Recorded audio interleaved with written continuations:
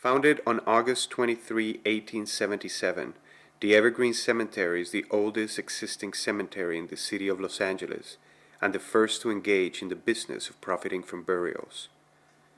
Pioneering families such as the Hollenbecks, the Lancashires, and the Van Nuys buried their own at the Evergreen, far away from the ranch homes in the San Fernando Valley, and tried to recreate the ostentatious mausoleums and headstones of their East Coast counterparts. Unknown to them, however, was the fact that as part of the deal to build a cemetery, the owners agreed to donate a 9-acre piece of land to be used as a potter's field.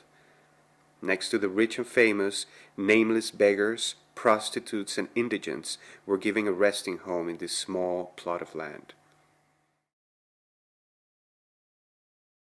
A few years later, the Chinese community adopted a section of this acreage to build a shrine, now considered the oldest Chinese-American monument in the city of Los Angeles.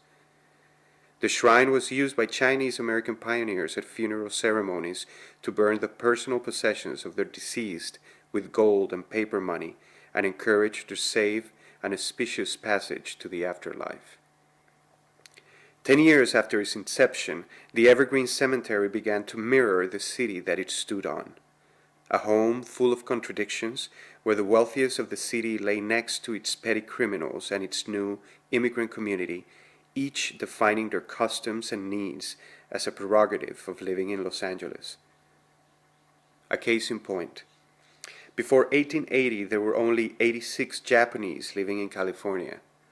Now the Evergreen holds one of the largest memorials to first-generation Japanese immigrants.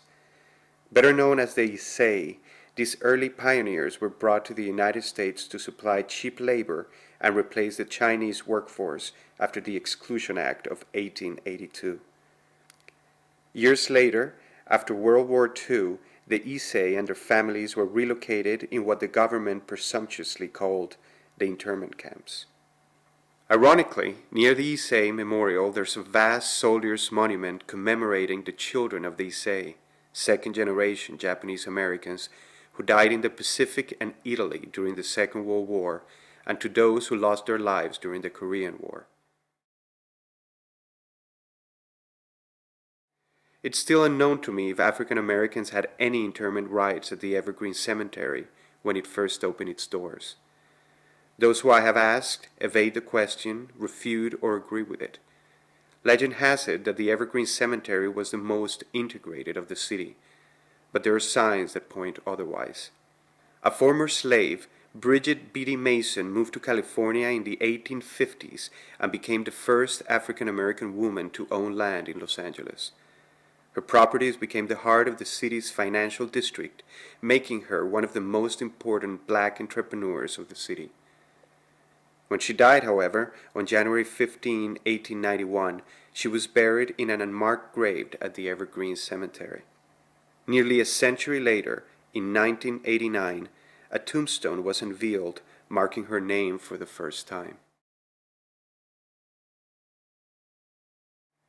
Humility, resilience, and beauty are perhaps the only way to speak of the Russian Armenians that are buried in this park. They all migrated to Los Angeles before or after the First World War, victims of the Ottoman Empire and the Armenian genocide. And they brought with them the beautiful tradition of engraving the likeness of their kin in the form of photographs in their headstones, a tradition that can be traced back to the paintings of icons of Eastern Orthodox churches. But there's one silent majority that is absent on the grounds of the cemetery. Sure, there are some Varelas and Esparzas scattered throughout the grounds, but they don't amount to much.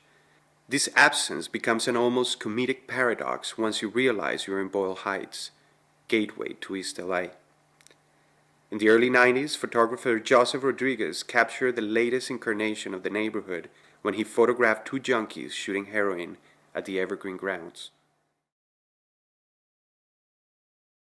As the Lancashires and the Van Nuys migrated west, and the newly arrived immigrants found disposable cash to move somewhere else, the neighborhood then, and the cemetery, went from plush to destitute.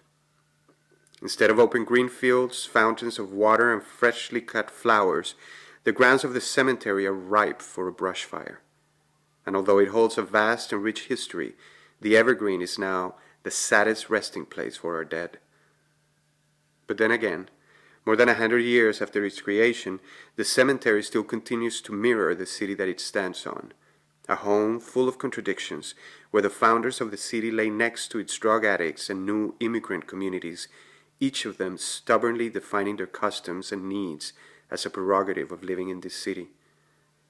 If the life of the land is about experience and not logic, as American Justice Oliver Holmes once said, then the Evergreen will continue to evolve as the city changes, for better or for worse, in this place we call home.